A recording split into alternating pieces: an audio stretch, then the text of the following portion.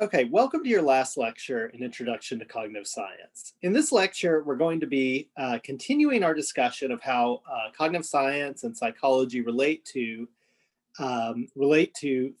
different issues in our general lives. And today we're going to be talking about the relationship between cognitive science and religion, specifically cognitive science and religious belief. So we might ask initially, as we enter into this question, well, what do we mean by religious beliefs? What does that mean? Essentially, Paul Bloom, in the paper that you're going to read in support of this lecture, argues that religious beliefs are just what is suggested by this other anthropologist, Edward Tyler's notion, a kind of minimum notion of religion, which holds that a religious belief, is a belief in spiritual beings or in the supernatural. So this is what we mean by religious beliefs, okay? Religious beliefs are a belief in spiritual beings or in the supernatural. In other words, a belief that there are elements to our world that surpass what might be explained by natural science. And if we adopt this notion of belief, then we can see that there are many different types of religious beliefs. So there might be animistic beliefs in supernatural forces of nature. There could be folk beliefs in ghosts or spirits of the ones living, right? Some religions suggest that reincarnation exists. There's a transfer of souls between living beings. This would be a kind of supernatural element, something that can't be explained maybe by the natural sciences. There could also be polytheistic beliefs that emphasize numerous deities, or monotheistic beliefs in a single all-powerful deity. All of these fall under this minimal definition of a belief in spiritual beings or in the supernatural. And so all of these are religious beliefs in the way we're going to be talking about them today. So the question of this article by Paul Bloom is, well, why do we adopt these religious beliefs? Why are so many people religious? Why do so many people accept these kinds of supernatural beliefs? And I think there are kind of two typical explanations of why this is the case, of why people accept religious beliefs. And those are, first of all, because religious beliefs are true. So why do people believe in spiritual elements of the world? Why do they believe in supernatural elements of the world? Because there just are those things out there. There are supernatural beings and there are spiritual truths to the world, right? So some people will say, well, why do people believe in, ghosts or gods or in survival of death? Well, just because those things are true. And then a kind of another explanation here that people often point to, it doesn't really suggest that these are necessarily true or false, but it just says, why do most people believe religious beliefs? Well, because they have been taught to believe that way by their parents. Right, so you've probably heard these explanations before as to why people hold religious beliefs, but Bloom thinks that both of these kinds of explanations are unsatisfying.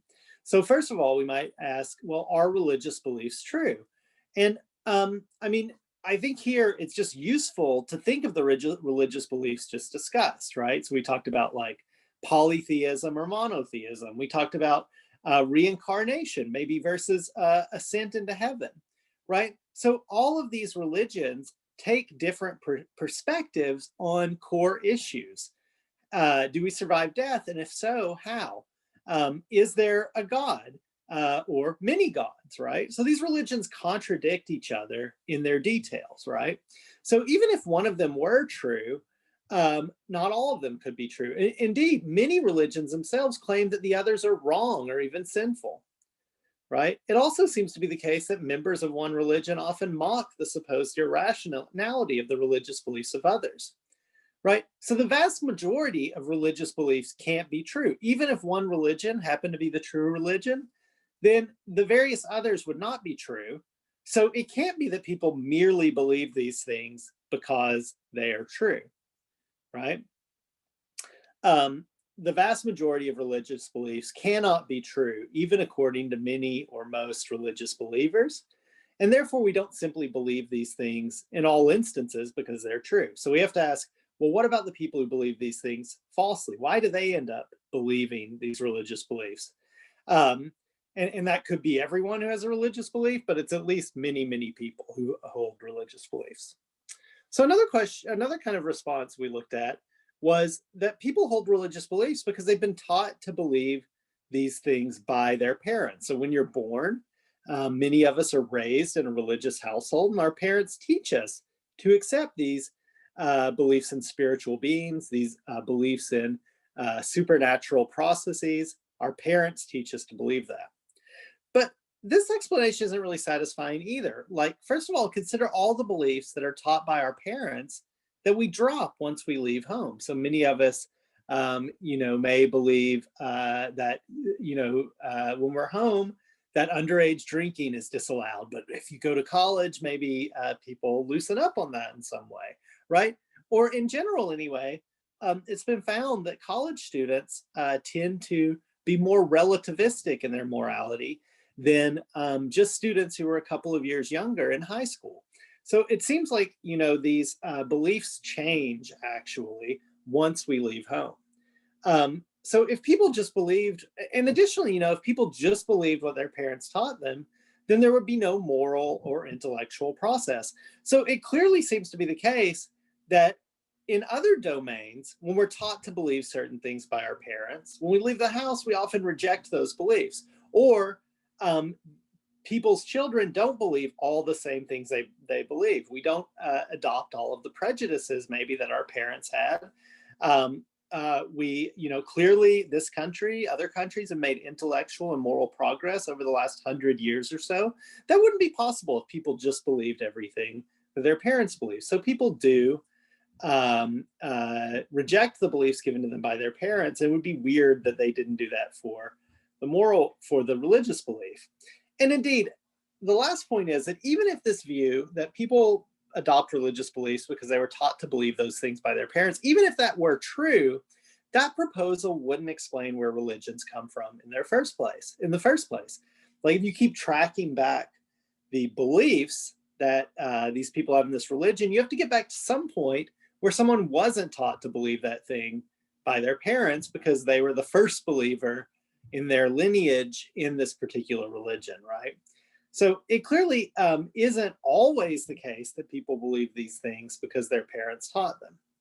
So then we're back to the question, well, why are so many people religious? Why do people have religious beliefs? Bloom, of course, makes it abundantly clear that the details vary, but argues that the vast majority of people believe in the supernatural. He also points out that the ubiquity of supernatural beliefs makes the why question interesting. So the fact that so many people believe this makes it interesting as to why they do. And it also suggests that the explanation of spiritual belief rests on something fundamental to human nature. So there's some deep fact about people that they are inclined to religious belief, or else why would so many people believe these things? So all of these make this a really interesting question, a really interesting puzzle to untie. Why do people have these beliefs? Essentially, Bloom in his article considers three explanations. I'm going to introduce you to these explanations today. So here they are. So first of all, Bloom discusses a view that you might have heard of before called the opiate of the masses view. So we'll talk a little bit more about what this view of why people adopt religious beliefs is in just a second.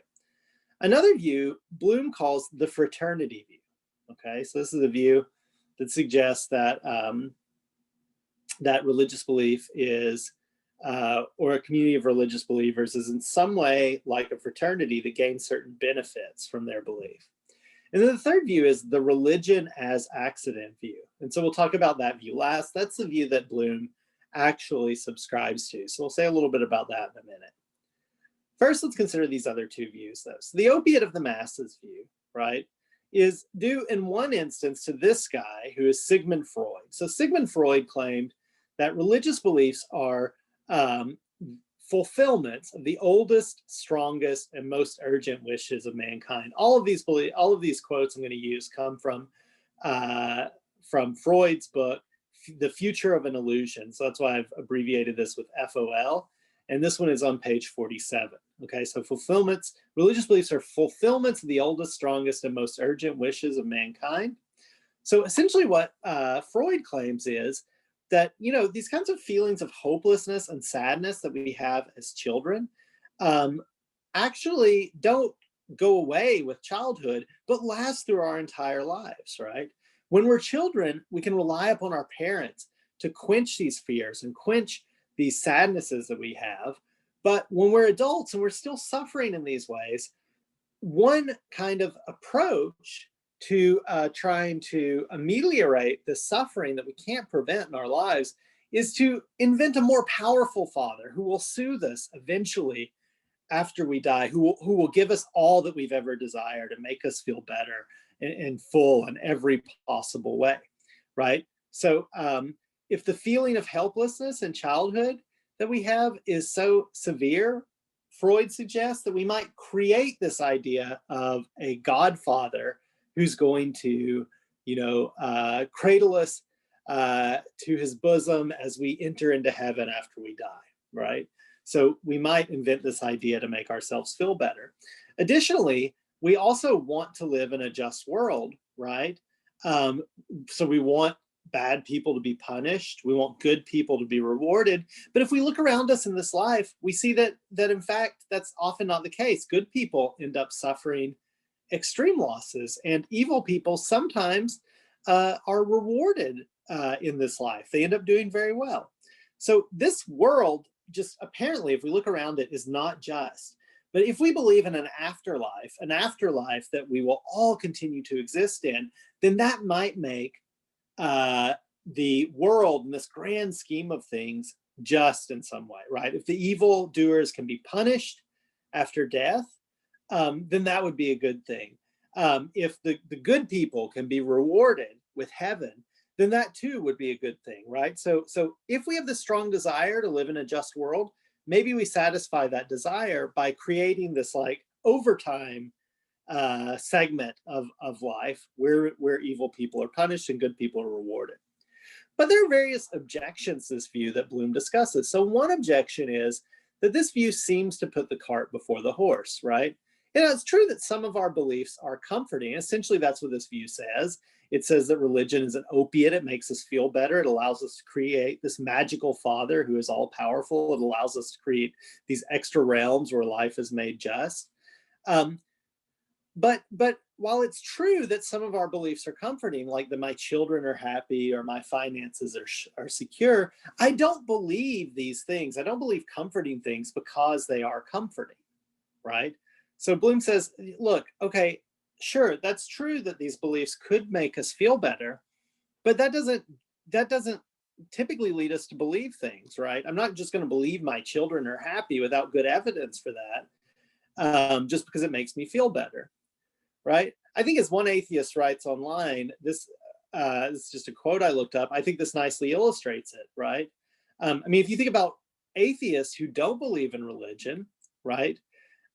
What do they say? Well, sometimes they say things like the following: it would be nice to at least go through life believing that after I die, I'll live on and see my family again for eternity. I like that idea. Or the belief that there's a higher being watching over me or a guardian angel looking out for me. But I just don't believe it. And I think the atheist here is really illustrating this point. And this is, again, just pulled offline, that that just because a belief is comforting to us, that doesn't typically lead us to believe in that thing. And that's true for religious beliefs as well. So it seems unlikely that this opiate of the masses view actually offers an accurate explanation of why people adopt religious beliefs. Now, the other kind of objection, or another objection to the opiate of the masses view, is as follows, right? It's clear that far more people accept spiritual beliefs than believe in a loving God or a nice afterlife, right? So often gods, right, are stupid or malevolent. So just think about the gods of Greek and Roman mythology. So it seems then, or even that the afterlife is non-existent, awful, or simply not discussed, right? There are various religions that have no concept of the afterlife, or that suggest that there's a one-size-fits-all afterlife that's not that great, right? So it seems like there are many religions that don't actually serve to satisfy the underlying desires that humans have. So this explanation doesn't seem to work particularly well. It might work for the great monotheistic religions, right? But it clearly wouldn't work for many other spiritual systems. And indeed, Freud and others who have adopted this view have been criticized for having a overly Western perspective on what religion is. Like, obviously, Western religions believe that God is good. They often believe in a kind of afterlife, but that's not true of many, many religions in the world. And so this may just be like poor selection that leads Freud and others to adopt this view. All right, let's turn to the second view now. So the second view is what Bloom refers to as the fraternity view. And according to this explanation, religion is like a fraternity, right? So a fraternity is a group of people that are bonded together, that help each other out, and that have a common sense of unity with one another, let's say. Right, so in a frat, for example, members may accept common beliefs about the importance of the club. They may participate in certain rituals, right? They may wear specific clothes, like their club shirt on a certain day of the week. And they may dislike other members of other fraternities. They may dislike certain people together, right? And so the fraternity view suggests that religions are like this in many ways. Religions obviously are such that the members, the people who believe in them, hold a set of common beliefs. Religions have rituals, sometimes rituals that are particularly painful to their adherents or show a real sacrifice in some way. Religions often have clothing and dietary restrictions. I leave it to you to think of some of those. And obviously there's some kind of interfaith strife sometimes, dislike of particular groups for other religious groups. So religions do in some ways look like these fraternities, right?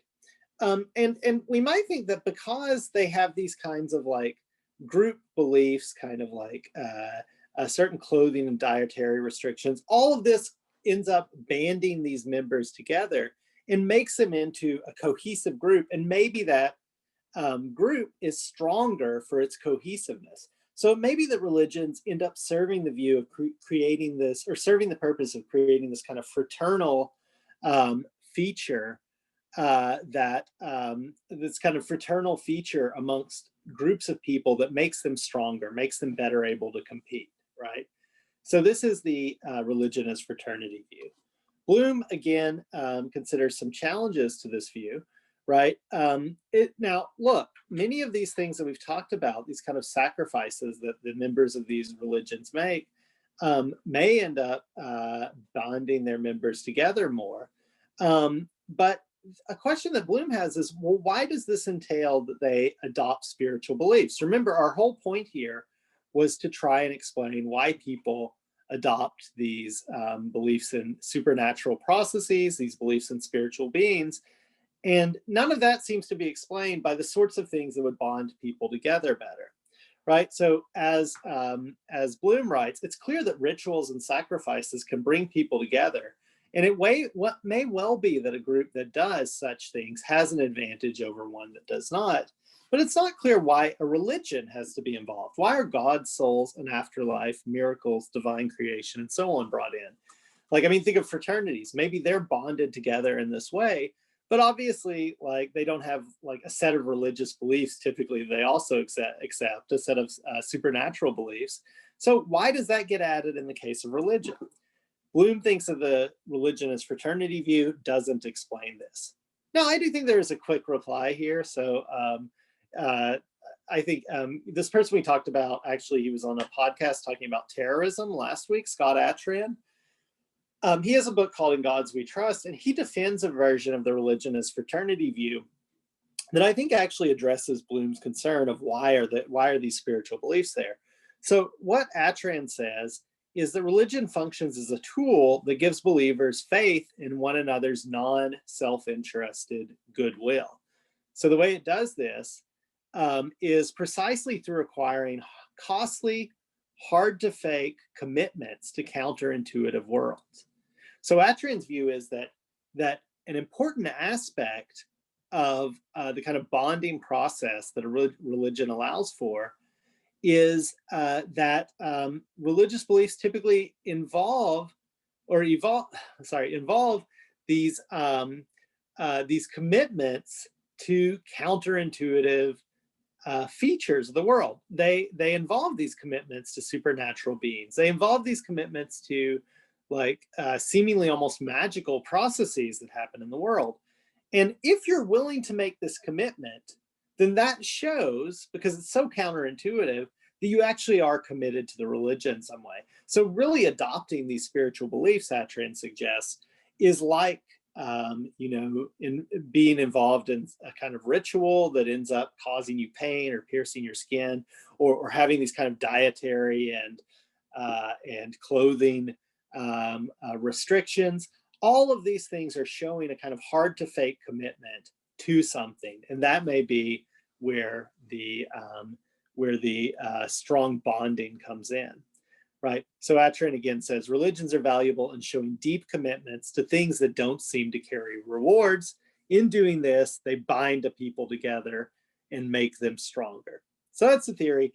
I don't know if Atran's view works to counter Bloom's argument. You might think about that on your own, but I do think it's an interesting reply to bear in mind.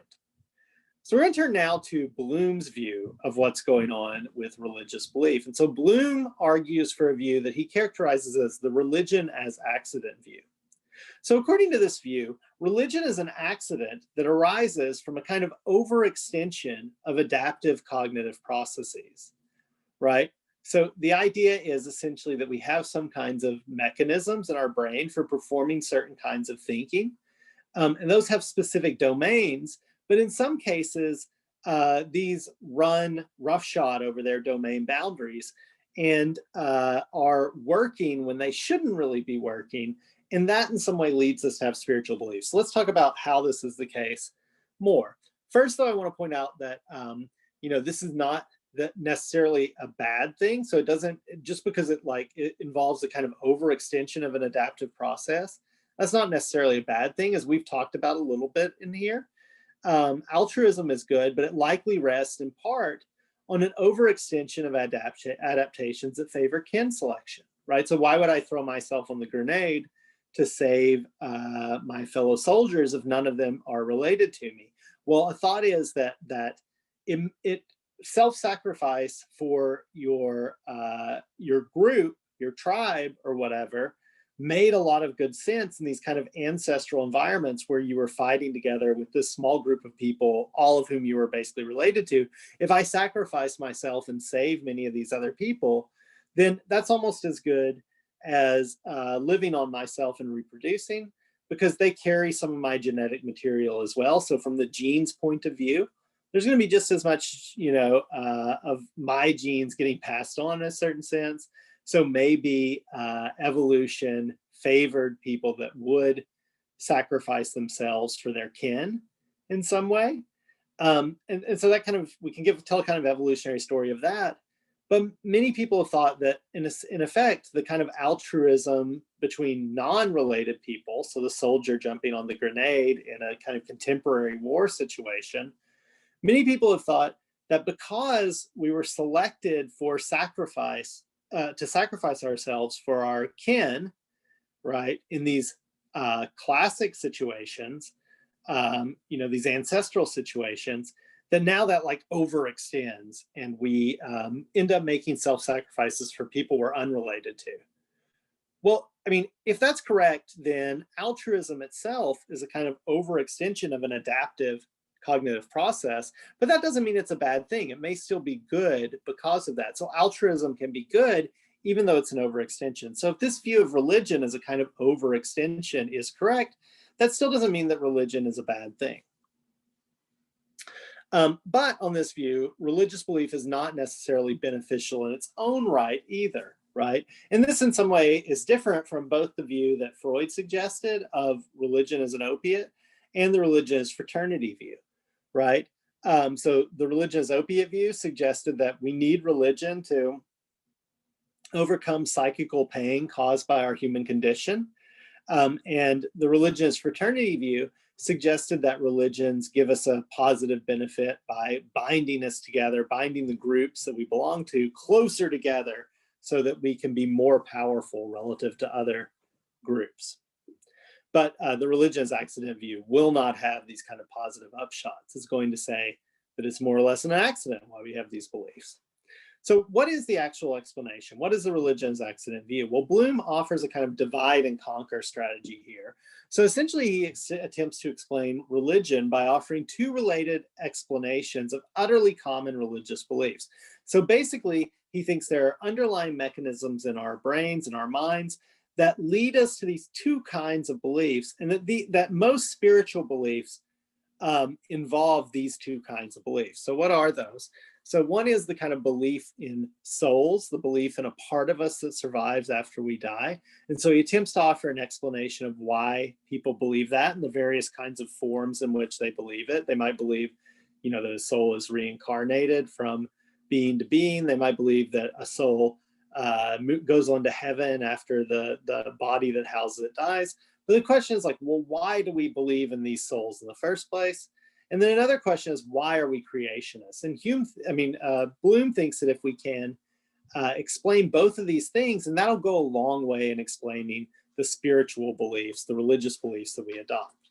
So let's look at these things. So the first is the belief in souls, right? So in effect, right? Sorry. Let me say one more word. It's important to this view, right? I think I've already mentioned this actually, but the kind of fundamental to this view is the idea that human reasoning involves two separate mechanisms for thinking about different processes. And this is really fundamental actually to the kind of first perspective here. Why do we believe in souls? So the reason we believe in souls, Bloom suggests, is that we have these two kind of separate mechanisms for thinking about different processes in the world. So one of these is a kind of physical object reasoning module. So we have a kind of inbuilt capacity to think of physical things in our environment. And then also Bloom thinks that we have a kind of social psychological state attribution module. And this has come up in a lot of the other stuff we've read as well. But the thought is that we have this kind of mechanism for attributing beliefs, desires, and other psychological states to those around us. And as these modular subsystems of these are like supposed to be characterized as modular subsystems of human psychology that are domain specific. And so the idea is that they're triggered by different inputs or stimuli. So certain things cause us to think that something has a particular psychological state, and some different set of factors causes us to think that an object is a physical object that will behave in certain ways. Right? So what is the evidence for the idea that we have a physical object reasoning system and a psychical object reasoning system? Well, there's evidence for both of these existing.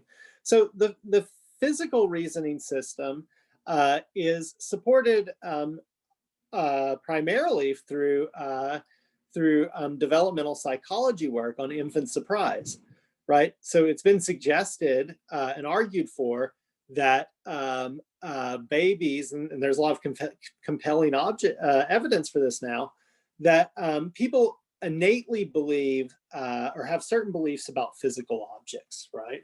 So innately, it seems infants believe that objects are solid. Like if they split in two or like behave in weird ways that typical solid objects could not behave, that is surprising to infants. Infants also believe that objects continue to exist when obscured. So this is an innate feature. At one time it was thought that object permanence comes on later, but it's actually present when children are very, very young.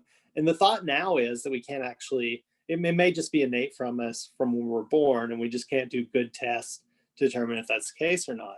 Additionally, we've discussed how children have all kinds of mathematical reasoning about how different objects will behave.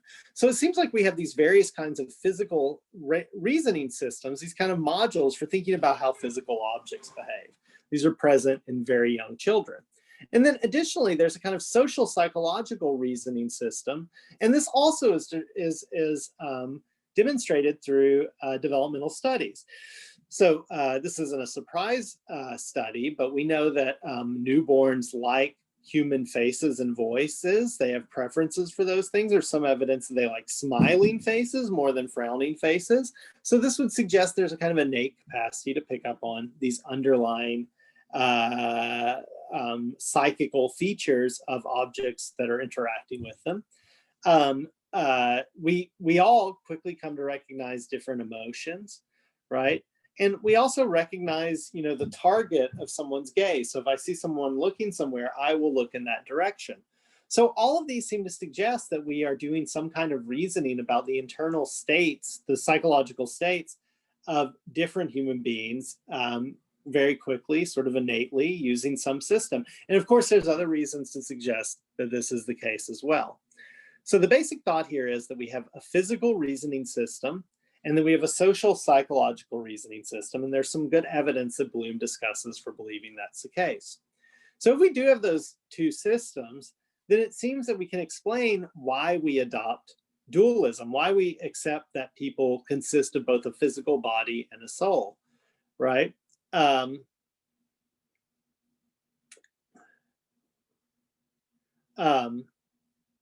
So the thought is this, right? Even though we can have, I think this is actually kind of an additional point that supports the idea that we have these capacities. Like, it's possible for people to have natural aptitudes and deficiencies in these different domains, right? So think about like attributing psychological states to others, right? There are disorders such as autism, which result in people being unable to attribute mental states properly, which suggests there's an underlying mechanism for thinking about the mental states of others. But the larger point is that these are distinct domains. They're distinct domains the objects are operating with here, right? So the way in which we're reasoning about physical objects differs from the way in which we're reasoning about psychological processes, right? Physical processes are not bound by our wishes, but neither are psychological processes slaves to physical reality, right? Or so it seems to us, right? So we think that psychological processes, like we think about psychological processes, we think of them as distinct from physical processes, right? And we also think like physical processes are going to happen regardless of what people want to happen. So they are distinct from the psychological realm as well, right? So it makes evolutionary sense to think that people would have developed a kind of process for thinking about the psychology of others. We've discussed why that makes good sense. And also that they would have developed a separate capacity for thinking about physical objects. But the thought here that Bloom is putting forward is, if we do think of the psychological realm as separate from the physical, if it has different stimuli that lead us to attribute psychological states as opposed to physical states, then it'll be easy for us to imagine psychological processes operating apart from the physical.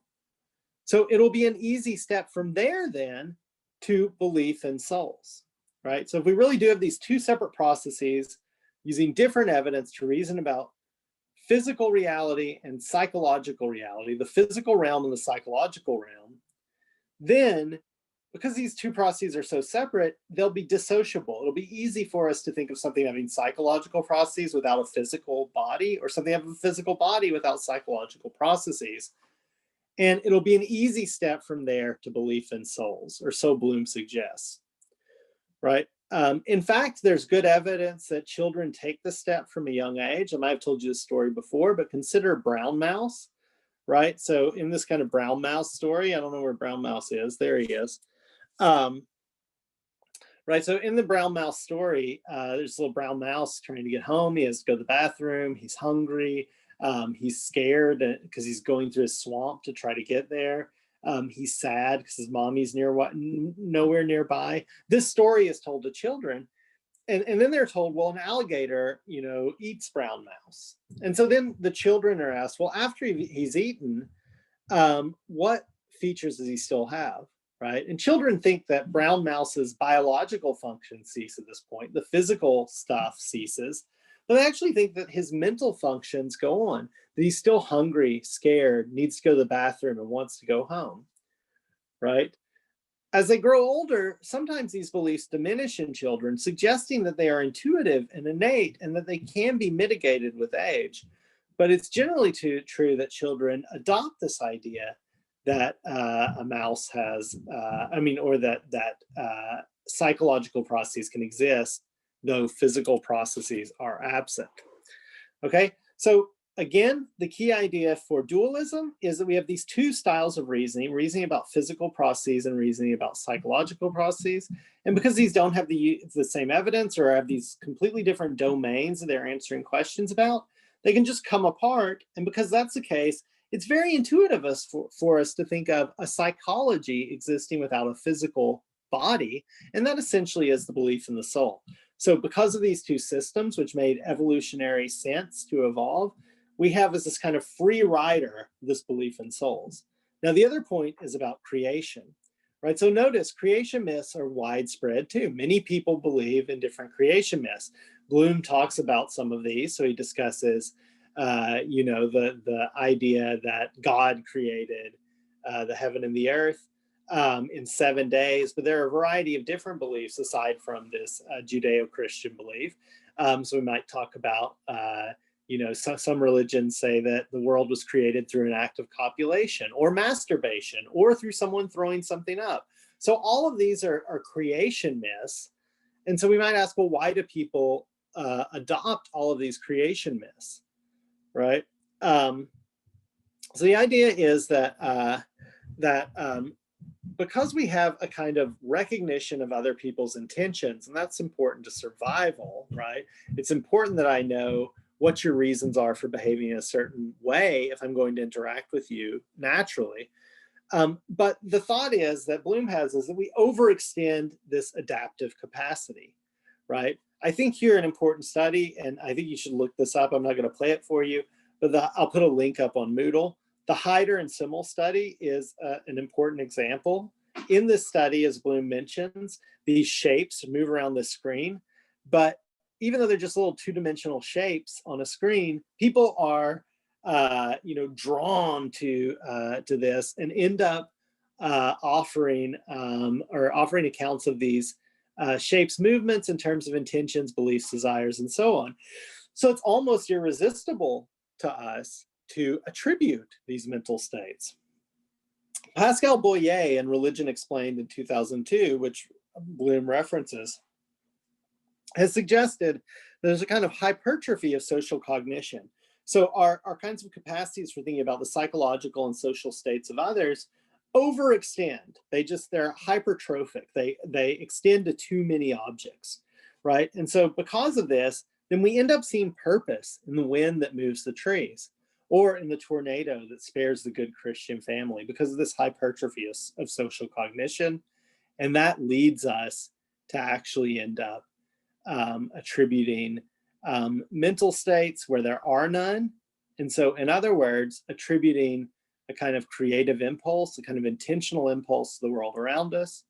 And of course, we want to explain why things happen. So we are, in fact, kind of naturally attuned to offering creationist explanations of the world around us. So these are the two reasons that Bloom points to, or two kinds of explanations, and arguing for his view that religion is a kind of mistake of evolution. It's a mistake of our application of these underlying innate processes to things that they shouldn't be attributed to. So I want you to think about this before we meet on Friday. Reflect on which explanation you think is most likely to explain religious belief. And then I want us to discuss on Friday which one you think is more appropriate and why you think so. Okay, so that's going to be it for this evening. Have a nice night. I will see you later this week for our last group meetings. Good night.